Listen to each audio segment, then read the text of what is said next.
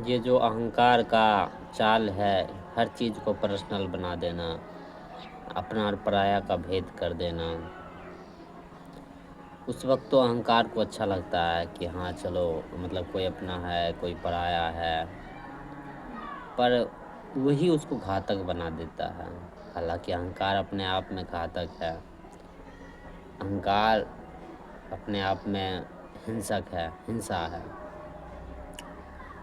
या बहुत कुछ जो अहंकार के विषय में जानते हैं या अब अवलोकन करने से पता चलता है कि अहंकार ही अपने आप में हिंसा है। तो जब अहंकार कुछ चीज़ को पर्सनल बना देता है, कुछ चीज़ को अपना, कुछ चीज़ को पराया, तो जो पर्सनल बनाता है उस वो ज़रूरी नहीं है कि पर्सनल हो। अगर सही दृष्टि से देखें तो अहंकार का कुछ भी पर्सनल नहीं है। और ज़्यादा से ज़्यादा अगर देखें तो प्राकृतिक भी नहीं, हालाँकि सब चीज़ प्राकृतिक है, प्रकृति है। पर सही से देखें तो वो हमें नज़र नहीं आएगा। अहंकार सामाजिक ढाँचाओं पे टिका होता है, चाहे वो सामाजिक ढाँचा कहीं का हो, चाहे वो किसी भी क्षेत्र का हो। हालाँकि सब व्यक्ति के अंदर अहंकार है। अहंकार प्रथा और विश्वासों से बना होता है, वो अपना ढका रहता है, उसी से उसको जीवित जीवित रहता है।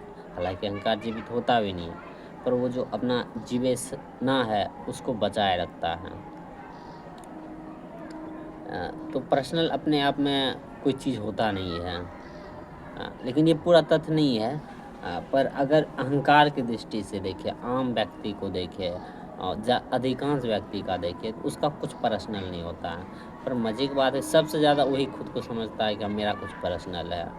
अब एक लेखक को ले ले, उसका भी बहुत कुछ पर्सनल नहीं होता है, पर वो किसी को धन्यवाद के रूप में बोल देगा, कभी बोल देगा ये नदी के कृपा से उतरा है कविता, या प्रकृति को कुल मिला के प्रकृति बोल देता है, कोई भगवान बोल देता है।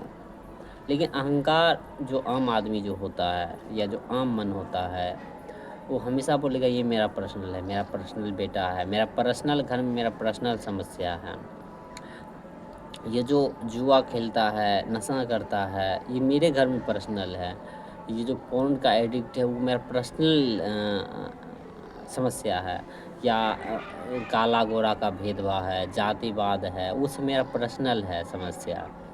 तो यहाँ पर एक जटिल प्रक्रिया हो जाता है जब आप जो सामाजिक है, जो कि बहुत ज़्यादा विकराल रूप में फैली हुई है, जिसका एक अपना स्ट्रक्चर है, ढाँचा है, जिस समस्या का आप उसे जब पर्सनल बना देते हैं, तो उस समस्या को ना तो आप निदान कर पाते हैं, ना उसको समझ पाते हैं। हालाँकि जब नहीं समझे हैं, तभी तो आप बोल रहे हैं कि पर्सनल है।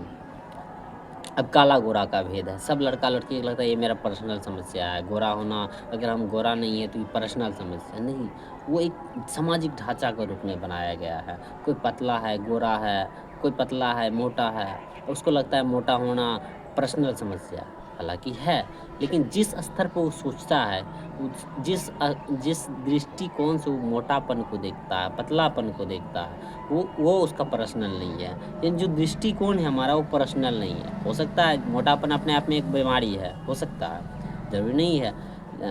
लेकिन पतलापन भी बीमारी है, कुपोषण है, ज़्यादा पतलापन।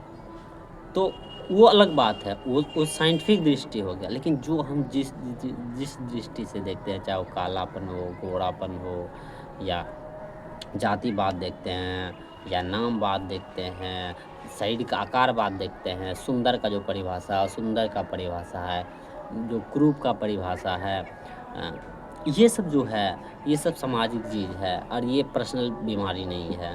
बस ध्यान रहे, जो हमारा अधिकांश चीज़ है या सही तौर पर कहें तो सारा का सारा चीज़ है, आम आदमी का उसका पर्सनल होता ही नहीं है। और सबसे बड़ी समस्या ये है वो खुद को पर्सनल बना लेता है। जो उसका पर्सनल है ही नहीं, उसको वो पर्सनल बनाए रखता है। हर चीज़ को पर्सनल बोल देगा। कुछ अब उसके घर में बच्चे बिगड़ रहे हैं तो कहेगा मेरा बच्चा बिगड़ रहा है पर्सनल, पर उसका आधार नहीं जान रहा है जो बच्चे बिगड़ने का जो ढांचा बना हुआ है, वो हमारे शिक्षा पद्धति में खोट है, हमारा परिवार का जो सिद्धांत है वो उसमें खोट है, जो हमारा भोगवादी दर्शन है जो पूरा का पूरा समाज में फैला हुआ है, वो उसमें उसका जिम्मेदार ना कि केवल वो परिवार जिम्मेदार है। हालाँकि उसका भी ज़िम्मेदारी है, लेकिन हमें देखना होगा ये परिवार भी पर्सनल रूप से नहीं बना है, ये भी एक सामाजिक ढाँचा के अंदर बना हुआ है। तो परिवार भी अपने आप में कुछ पर्सनल नहीं है, पर हम इस तरह से नहीं देखते, पर हम देखते हैं पर्सनल मेरा बेटा बिगड़ गया है, मेरा बेटी बिगड़ गया है। मोबाइल का एडिक्शन है, मोबाइल को इस तौर से बनाया ही जा रहा है, उसमें कंटेंट इस तरह से बनाया जा रहा है, उसका एप्लीकेशन इस तरह से इस सामाजिक ढाँचा के रूप में बना रहा है कि और भोगो, तो वहाँ पर्सनल कहाँ से आ गया? हाँ, वहाँ स्वार्थ है, स्वार्थ सबका अपना-अपना पर्सनल होता है, लेकिन हम ढाँचा का बात कर रहे हैं, जिस तरह से हमारा जितना जितना जिसको भी हम पर्सनल बोलते हैं, जो भी पर्सनल माने क्या होता है? एक धारणा कि ये मेरा पर्सनल है, ये मेरा पर्सनल नहीं है। तो ये धारणा का जो निर्माण होता है, वो हमारा पर्सनल नहीं होता, वो एक सामाजिक चीज़ है। वो समाज बदलता है तो पर्सनल का चीज़ को जो बोलने का जो है, वो बदल जाता है कि ये मेरा पर्सनल है, वो मेरा पर्सनल नहीं है। अब कोई कोई आदमी भारत में है और बोले कि मैं भारत देश को बहुत प्रेम करता हूँ, भारत ज़िंदाबाद, तो उसका पर्सनल नहीं है, सामाजिक ढाँचा है। हो सकता है वो बहुत अच्छा भी हो, लेकिन वो उसका कोई पर्सनल नहीं हो, उसने भारत का निर्माण नहीं किया है और वो पर्सनल रूप से जय-जयकार नहीं कर रहा है कि वो खुद भारत का झंडा बनाया हो, राष्ट्रगान दिया हो, मानचित्र बनाया हो या वो अपने चयन के मुताबिक बोला हो हम भारत के बिहार के इस ज़िले में जन्म लेंगे, तो कोई उसका पर्सनल नहीं है वहाँ पर, लेकिन वो पर्सनल मान लेता है। अब किसी राज्य, किसी ज़िले, किसी गाँव में हो गया, उसको पकड़े हुए हैं आम आदमी कि ये मेरा पर्सनल गाँव है, ये मेरा पर्सनल ज़िला है, ये मेरा पर्सनल राज्य है, पर्सनल देश है, तो ये भी पर्सनल नहीं है। अब कोई कलाकार है, कलाकार को इस ढाँचा से बनाया ही गया है कोई एक्टर को कि उसको पसंद करे हज़ारों, लाखों लोग में। अभी बहुत सारे कलाकार का नाम लिया जाएगा तो लाखों आदमी बोलेगा ये मेरा फ़ेवरेट है, मेरा फ़ेवरेट, मेरा फ़ेवरेट। उसको इस ढाँचा में तैयार किया गया है कि ज़्यादा से ज़्यादा आदमी उसको फ़ेवरेट बनाएँ। तो वहाँ भी हमारा पर्सनल नहीं है। उसी तरह क्रिकेट में है, क्रिकेट में किस शॉट को किस तरह दिखाना है, किसको आगे बढ़ाना है, किसको नहीं बढ़ाना है। यहाँ तक जो कहते हैं cricket is my favourite game, वो भी पर्सनल नहीं, वो भी एक सामाजिक चीज़ है। पर इसको हम गहरा से नहीं देखते हैं, तो जब हम उसमें पर्सनल करने लगते हैं, चाहे किसी रूप में, चाहे कोई फ़िल्म के रूप में हो, गाने के रूप में हो। अब जब गाना देखते हैं, उसको तैयार ही इस तरह से किया जाता है कि अधिक अधिक से अधिक लोग को प्रभावित करे, तो अधिक से अधिक लोग को फ़ेवरेट हो जाता है। या जो गाने लिख रहे हैं, जो गाने बना रहे हैं, उसकी आवाज़ ऐसे ढूँढे जाते हैं या उसके चेहरे ऐसे दिखाए जाते हैं, उसके जीवन ऐसे दिखाए जाते हैं, एक सामाजिक आदर्श रूप में चाहे वो व्यक्ति, चाहे सिंगर हो, एक्टर पर्यावरण को बहुत नुकसान करता हो, वो कार्बन बहुत एमिशन करता हो, पर उसको इस तरह से आदर्श के रूप में दिखाते हैं, तो सबका फ़ेवरेट हो जाता है और उसको हम बोलते हैं पर्सनल है। मनोरंजन जो बात करते हैं कि ये मेरा इस टाइप का मुझे स्टैंड अप का कॉमेडी बहुत पसंद है, जॉनी लीवर बहुत पसंद है, इस टाइप का जो बहुत पसंद है, वो भी पर्सनल नहीं होता। उसको इस ढंग से बोला जाता है, निर्माण किया जाता है कि ज़्यादा से ज़्यादा आदमी तक परोसे जाए। तो पर्सनल नाम की कोई चीज़ अ, होती नहीं है। अ, क्योंकि अहंकार यही किसी को पर्सनल बनाएगा, किसी को नॉन पर्सनल बनाएगा और दोनों एक मान्यता है। मान्यता का कोई अस्तित्व नहीं होता है। मान्यता सामाजिक होती है, स्वार्थवश होती है। और ध्यान रहे जब हम कहते हैं स्वार्थवश, स्वार्थ एक अपना पर्सनल होता है। लेकिन हमारा जितना भी स्वार्थ होता है ना, वो भी पर्सनल नहीं होता है। अभी अभी अगर आप देखिए एक युवा एक युवती को बड़े बड़े हो रहे हैं 22-25 साल के, उसका जो सपना है वो हज़ारों लाखों का वैसा ही सपना है। उस तरह से ढाँचा ही किया गया है। ज़्यादातर लड़की ये नहीं सोच सकती है कि मेरा पति मेरे घर में आके रहेगा, क्योंकि ऐसा ढाँचा ही नहीं बनाया गया है। ज़्यादातर लड़की ऐसा सोच ही नहीं सकती है कि जिस लड़का से शादी होगा हमको दहेज देगा, क्योंकि ऐसा ढाँचा ही नहीं बनाया गया है। अगर वैसा ढाँचा बनता तो वैसे ही सोचेगा। तो जितना भी हमारा सोच विचार है वो भी हमारा पर्सनल नहीं होता है।